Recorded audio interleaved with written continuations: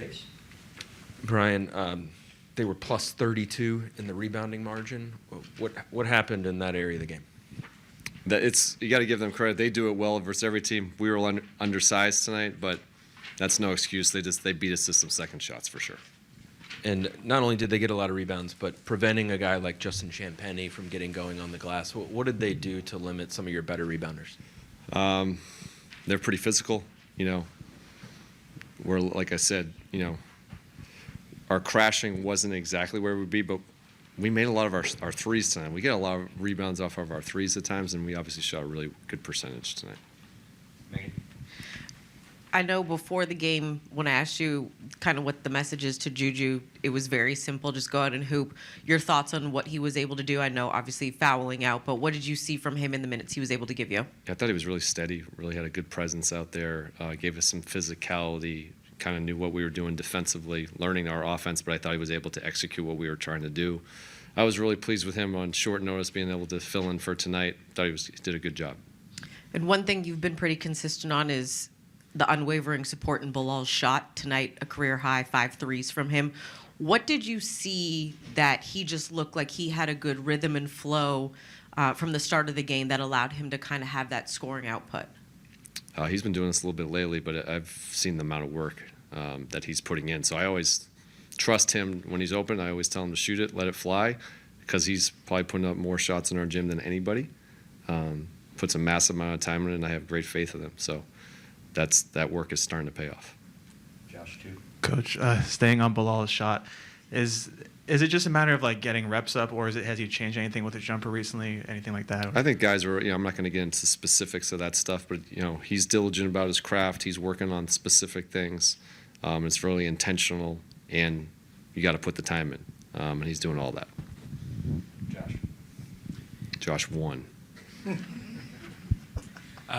Brian, what was the explanation you received on Trae Young's ejection? Not quite sure, to be honest. I think he was just sticking up for his teammates, which I thought was great. Obviously, the refs missed a call, which our guy got knocked down, and I loved how our teammates stuck with him. So whatever happened in that moment, I was actually proud of him because he stuck up for his teammates, and I really care about that type of stuff. And for him to be as involved with the game mentally on a night where he's not even dressed to play, how important is it? I think you've just answered this, but I'm going to ask you again anyway. Sure. How important is that for the other guys to see one of the a former All-Star sticking up for them? It's terrific, for sure. It's nothing that he's not been doing the whole time since he's been here. He's talking to everybody in every timeout. He sees so much. He has so much stuff to share. He's completely engaged in the whole game. So I am not surprised that he stood up to his teammates. That's the type of guy he is, and we're lucky to have him. Coach, any update with Keyshawn? I know he left the game a little banged up, possibly questionable. I don't have any updates yet. Coach. Hey, Coach. Bilal was pretty active just as a play finisher, cutter. How do you envision his game sort of exploding with Trae Young as the passer? Yeah, we're all excited for that. I think he'll be able to find cuts and different things. But, Bilal's been playing really well here lately. I think he's just getting his rhythm. Obviously, he had some in and out a little bit here at the beginning of the season. But like I said, it's a lot of the work he's doing behind the scenes, and I'm really happy for him.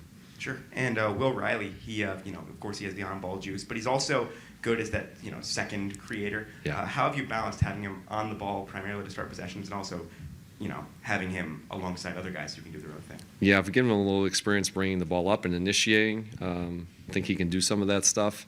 We wanted to put him in those type of situations to learn and grow against some really good defensive teams here lately. I thought he's handled it really well, but he also can play that secondary role too. So he can do both. First of all, what do you think was kind of the biggest difference for them tonight? I say we just lost a lot of balls at some point. Yeah, we just giving them the ball. They had transition buckets, so yeah, it just came easy at some point. They made a run, and that was on us. And it was his NBA debut tonight. Juju Reese, what are your first impressions of him? Great, man. A fighter. He's going to get those boards. He's just going to be, he needs more reps, of course, but yeah, he'll be good for us.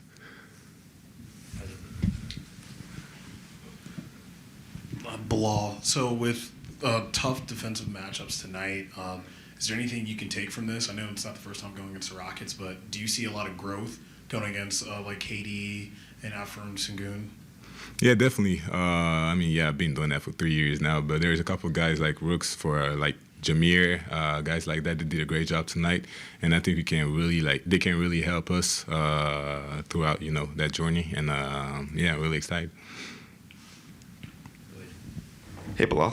Knowing that, days are numbered until Trae Young's expected debut, what's the excitement like in the locker room knowing that he's like this close? Really excited because we know what he's capable of. He's going to make everything easier for us. So, yeah, we really can't wait for him to get out there. Sure. And how do you see your game jumping with him as your point guard? I mean, I can be way more active defensively, like cutting a little bit more because I know he's going to find me. So, yeah, I'm really, really excited. Josh.